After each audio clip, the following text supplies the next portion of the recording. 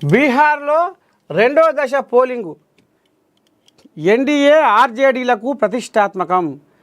బీహార్ తుది విడత పోలింగ్ మంగళవారం జరగనుంది. 243 అసెంబ్లీ స్థానాలకు గాను 121 స్థానాలకు ఈ నెల 6న పోలింగు నిర్వహించగా రెండో దశలో 122 అసెంబ్లీ స్థానాలకు పోలింగ్ జరగనుంది. మొత్తం 45,399 పోలింగ్ కేంద్రాలను అధికారులు ఏర్పాటు చేశారు. వీటిలో 40,073 పోలింగ్ కేంద్రాలు గ్రామీణ ప్రాంతాల్లో ఉన్నట్లు అధికారులు వెల్లడించారు. రెండవ దశలో మొత్తం 1,302 మంది అభ్యర్థులు బరిలో ఉన్నారు. వీరిలో 136 మంది మహిళలే.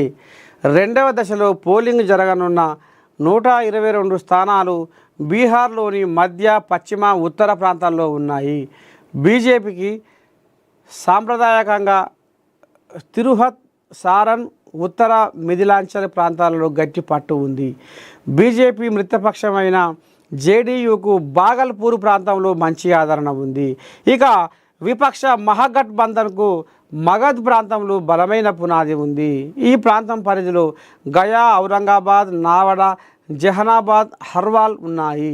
ఎగ్జిట్ పోల్స్ కూడా మంగళవారం సాయంత్రమే రానున్నాయి.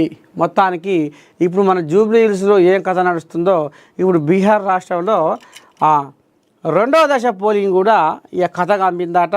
చూడాలి మరి రేపు పెద్ద కూర్చి ఎవరి పాలు కానున్నది, ఏంది ఏం కథ అనేది చూద్దాం.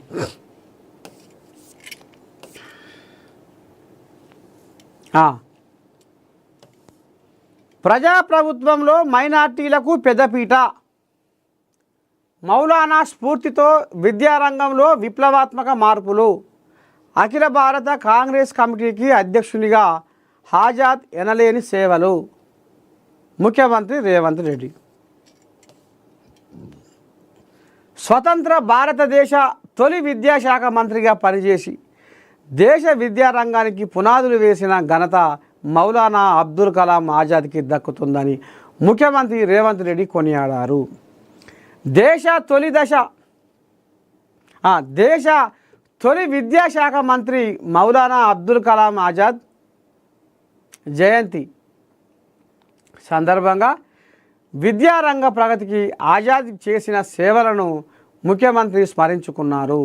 Central advisory board of education చైర్మన్గా వయోజన అక్షరాస్యత, సార్వత్రిక ప్రాథమిక విద్య 14 సంవత్సరాలలోపు బాలబాలికలందరికీ నిర్బంధ ఉచిత విద్య, వృత్తి శిక్షణతో పాటు యూనివర్సిటీ గ్రాంట్ కమిషన్ ఏర్పాటు వంటి విభిన్న విధానాలతో దేశంలో విద్యారంగ అభివృద్ధికి ఆజాద్ ఎంతగానో కృషి చేశారని సీఎం రేవంత్ రెడ్డి కొనియాడారు.